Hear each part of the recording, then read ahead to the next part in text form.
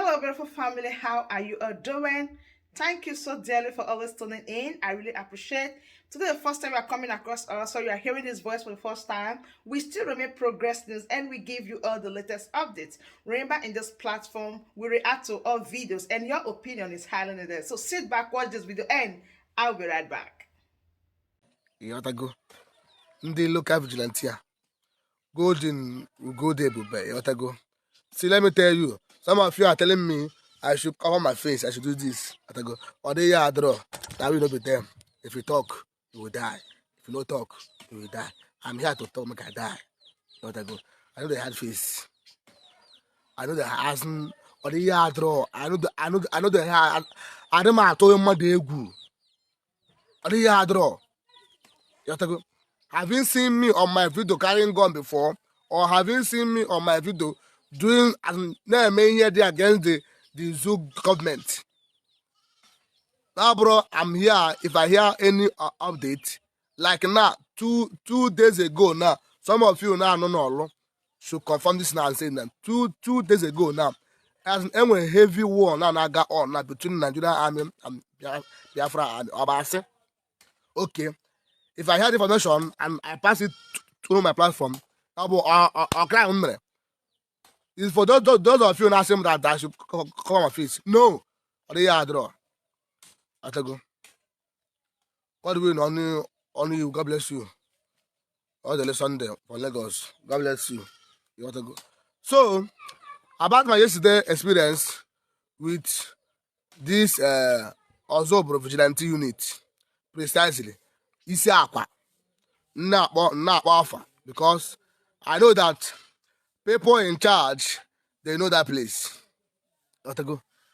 This man is threatening me yesterday with pump passion. This man is threatening me. This thing is you can see the time I made that post. I think about 8 to 9. This man don't have any job. Just to come outside the main road and be causing nuisance. I'm making the video and creating this awareness for people in charge to take note and know what we are passing through in Isiakwa. Ozobo, precisely. And these people, they feel that now we have a change that have insecurity. Had a change and but they cannot last more than 10 o'clock there.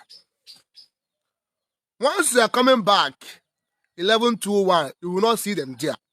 Their only mission is to come out there 7, 8, 9, be causing as nuisance on the road. But thank God for yesterday.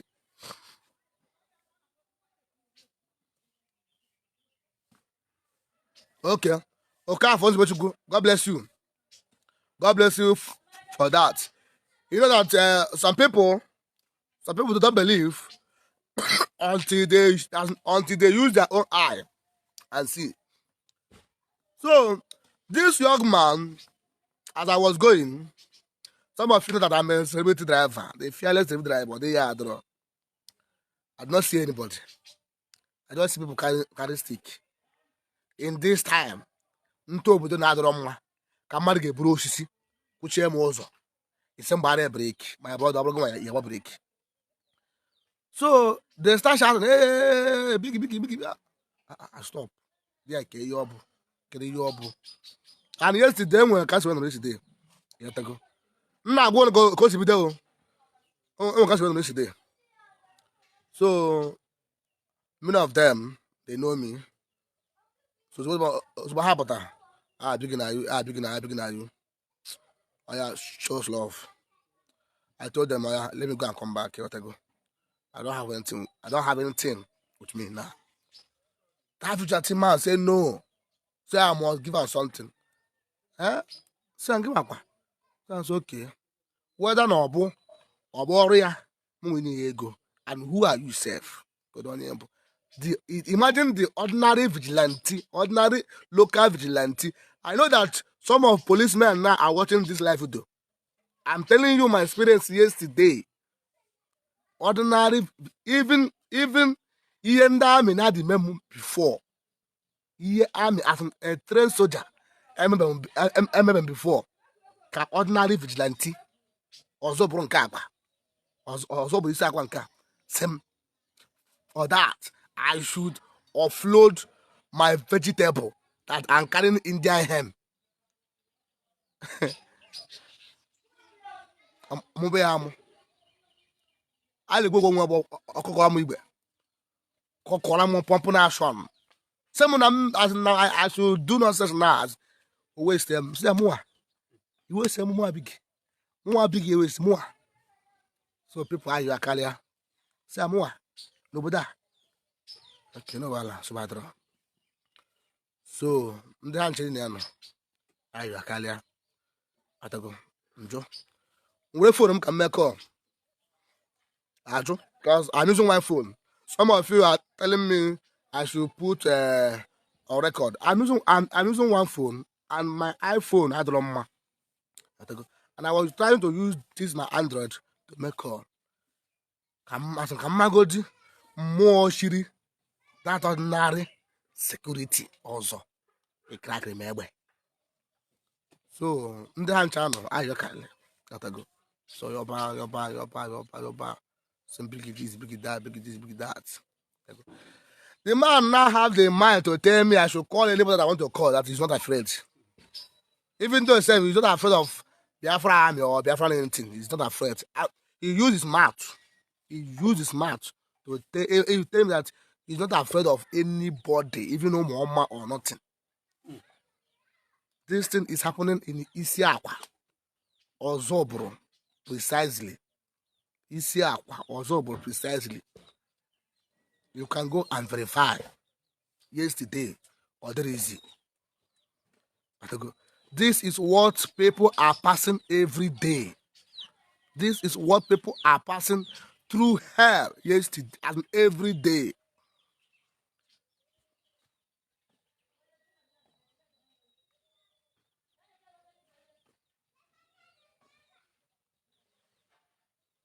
Yes, I go. Okay, James Scott, no wala. No wala. No wala. Next time I'm gonna have him. I didn't make better call yeah, but also but in case I don't go sit there, I will try my best. You go. Try my best.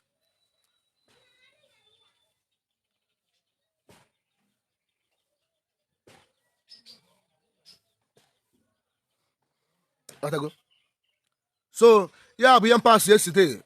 As if you ain't my ever. If you ain't my ever. But let me stop here. But thank God for my life yesterday. But I try my possible best to fight with that man, but I know myself. One as if more than him big, know yourself. You want to go. Because I brought that pump being the nanya. I brought that pump if say with that pump, with all back at Kunyamo, with all back at Kunyamo, that's until Funti or Danan. But yesterday, about my band yesterday, same big as I should calm down. You have to go. And many of them are begging me, even the time not trying.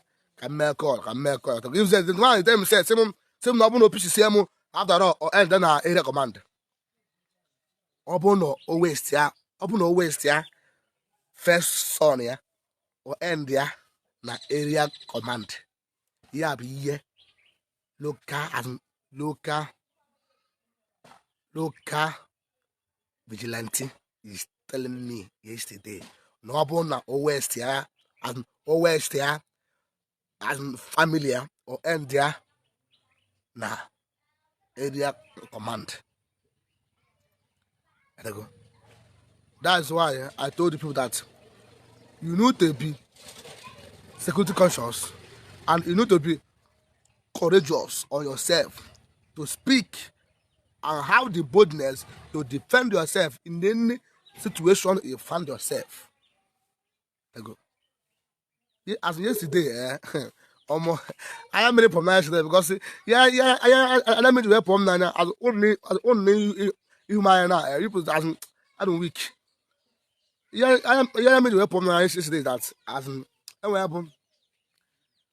I know my sorry. And the area matter. Abona moa. As an abona moa lately. On I go map too much. But I thank God for yesterday. Thank God. Here name is go. Also go bacha. But I have passed the information about what the FVG is doing in Isiakwa or Zoboro.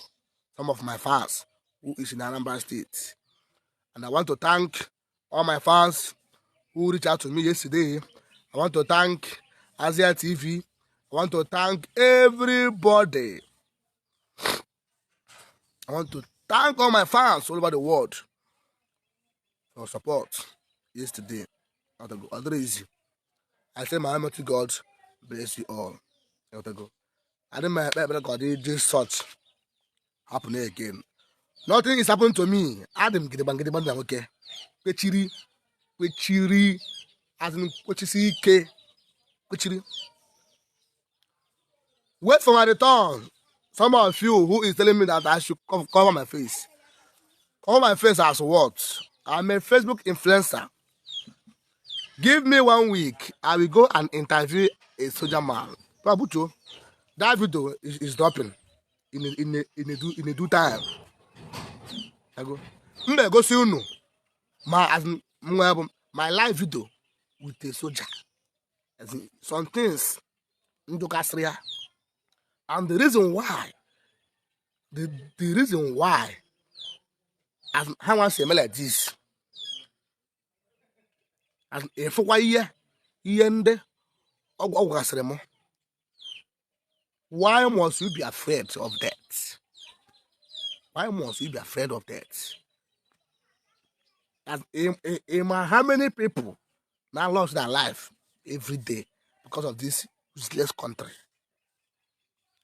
Eh? Babum. Ekunoku, buto.